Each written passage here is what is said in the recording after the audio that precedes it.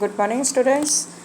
आज मैं आपको दूसरी इकाई का पाठ तीसरा मुकदमा यह एक्सप्लेन करके बताऊंगी। आपको ध्यान से सुनना है। मुकदमा इस पाठ के लेखक है गोविंद शर्मा जी। और गोविंद शर्मा जी ने बाल कहानी, बाल उपन्यास, नाटक, व्यंग्य, जीवनिक, लघुकथा आदि सभी विधाओं में क्या किया हुआ है? लेखन किया हुआ है। और उन्होंने इस एकांकी में नाटककार ने जल एवं वायु प्रदूषण पर क्या डाला हुआ है? प्रकाश डाला है।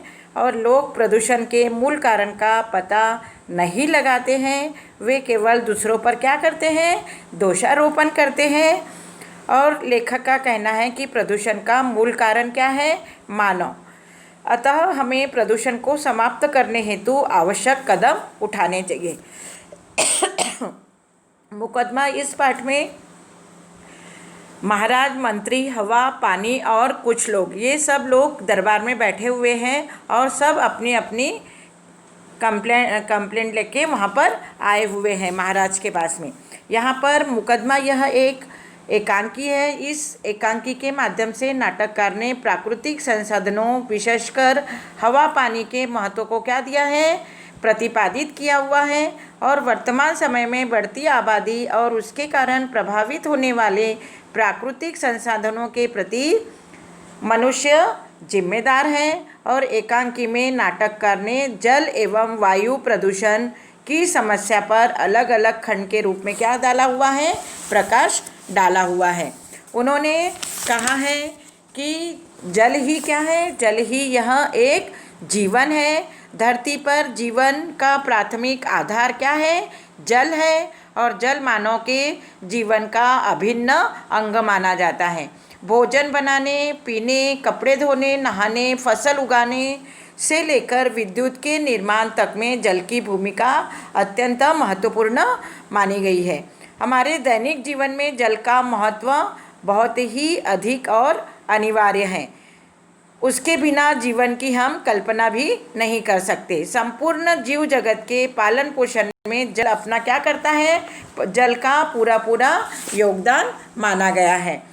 और जल संवर्धन के प्रति उदासीनता के कारण ही आज मानव के सामने विश्व की सबसे विकट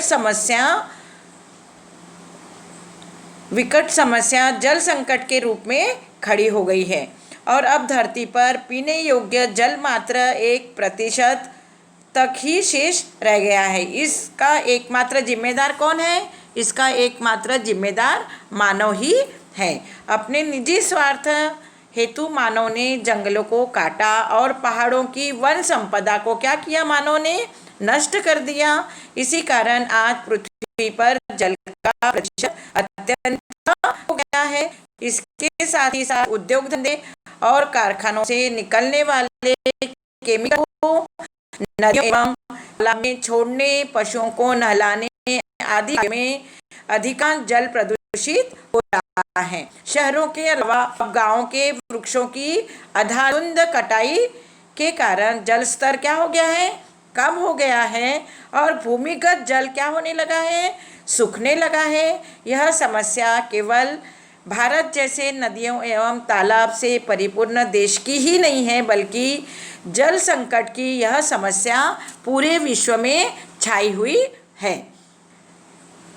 अनपढ़ लोगों के साथ साथ पढ़े लिखे लोग भी इसके उतने ही जिम्मेदार हैं। शहरों व महानगरों में हजारों लीटर पानी प्रतिदिन क्या किया जाता है? बर्बाद किया जाता है। और इसके अलावा जल संवर्धन व पुनः उपयोग की व्यवस्था की भी कमी है। यदि हम सब भी इस विकट समस्या के प्रति जागरूक नहीं हुए तो वह दिन दूर नहीं जब धरती पर पीने योग्य पानी नहीं रहेगा और सभी जीव प्यास से क्या कर देंगे? दम तोड़ देंगे। यहाँ पर मैंने आपको जल के बारे में बताई हूँ।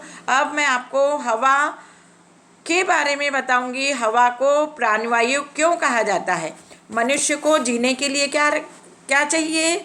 मनुष्य को जीने के लिए रोटी, कपड़ा और मकान की आवश्यकता होती है, किंतु हवा के बिना वह एक पल भी जीवित रह सकता है क्या? नहीं रह सकता। भूख और प्यास मिटाने का प्रश्न तो बाद में ही खड़ा होगा, किंतु यदि हवा ही नहीं रहेगी तो प्राण कैसे बचेंगे। हवा वह अमूल्य प्राकृतिक संसाधन है जिसे मनुष्य किसी खेत में नहीं उगा सकता।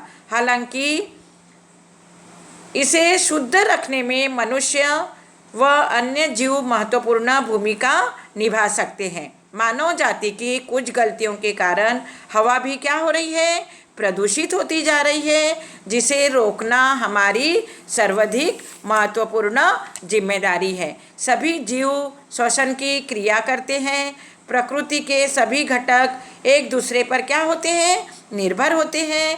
पेड़ पौधे, जीव जंतु, पशु पक्षी, मानव व अन्य सभी प्राणियों को जीवित रखने में हवा क्या करती है, अपनी महत्वपूर्ण भूमिका निभाती है। अब मैं आपको बढ़ते हुए प्रदूषण को किस तरह रोकेंगे उसका उपाय आपको बताऊंगी।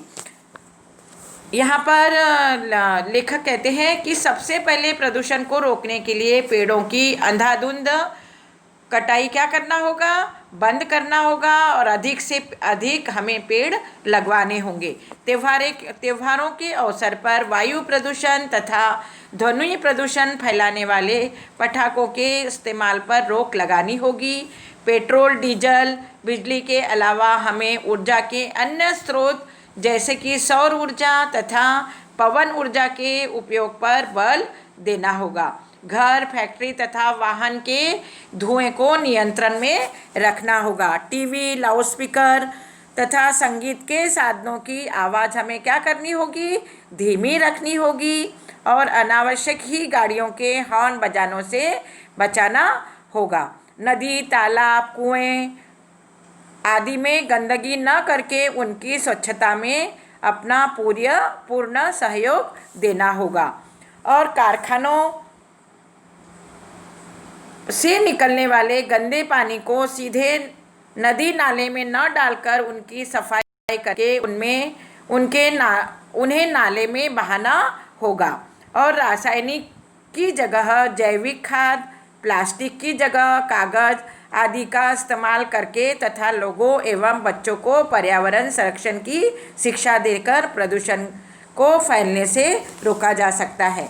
अभी मैंने आपको जल के बारे में बताई हूँ, उसके बाद में हवा के बारे में बताई हूँ, हवा को प्राणवायु क्यों कहा जाता है और बढ़ता हुआ प्रदूषण को रोकने के उपाय बताई हूँ। इस तरह मैंने आपको दैनंदिन जीवन में जल का किस तरह